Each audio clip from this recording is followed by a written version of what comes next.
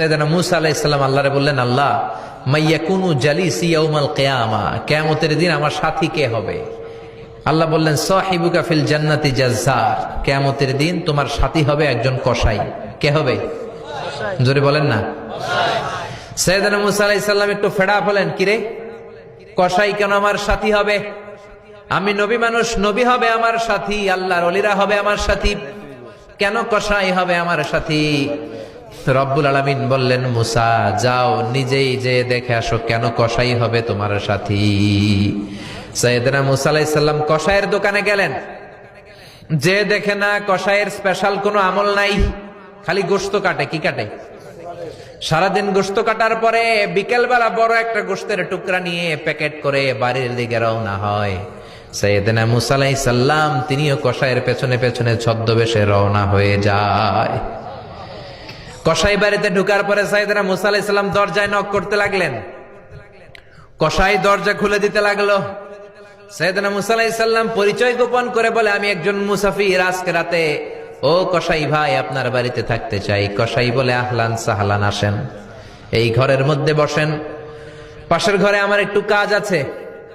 পাশের ঘরে যে কসাই মাচার উপর থেকে বৃদ্ধা একটা নারীকে নামিয়ে নিজ হাতে গোসল করে টাওয়াল দিয়ে গা মুছে গোশত রান্না করে রুটি বানিয়ে রুটি আর গোশত এই বৃদ্ধা মহিলার মুখের মধ্যে তুলে দেয়।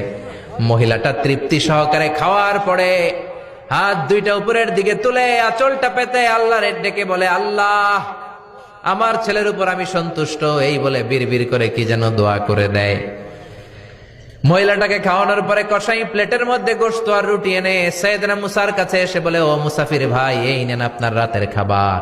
রাতের খাবার খেয়ে আপনি ঘুমিয়ে যান, সকালে আপনি যাবেন আপনার পথে, আমি যাব আমার দোকানে। সাইয়েদনা মূসা বলে, ও কসাই, আগে বলো এই বৃদ্ধা মহিলাটাকে। কসাই বলে, বৃদ্ধা মহিলাটা ছাড়া দুনিয়ায় আমার কেউ নাই, আমি ছাড়াও এই বৃদ্ধা মহিলার কেউ নাই। এই মহিলাটা হলো আমার জনম দুঃখিনী মা, মা ছাড়া আমার কেউ নাই, আমি ছাড়াও মায়ের কেউ নাই। প্রতিদিন আমি আমার মারে গোসল করাই, নিজ হাতে রান্না করে খাওয়াই। সাইয়েদনা মূসা বলে, তোমার মা হাত তুলে কি দোয়া করলো এটা বলো। কসাই বলে, আমার মা প্রতিদিন রাতে খুশি হয়ে একটা পাগলা দোয়া করে, গত কয়েক বছর ধরে এই দোয়াটা করছে, অনেক বছরের দোয়া, আমি জানি কোনোদিন এই দোয়াটা কবুল হবে না। সাইয়েদনা মূসা বললেন, কি দোয়া? কসাই বলে, আমার মা খুশি হওয়ার পরে চোখের পানি ছেড়ে দিয়ে হাত তুলে বলে, আল্লাহ আমি আমার ছেলের উপর অনেক সন্তুষ্ট, শুনেছি এই জামানার বনি ইসরাইলের সবচেয়ে বড় পয়গম্বর, তার নাম নাকি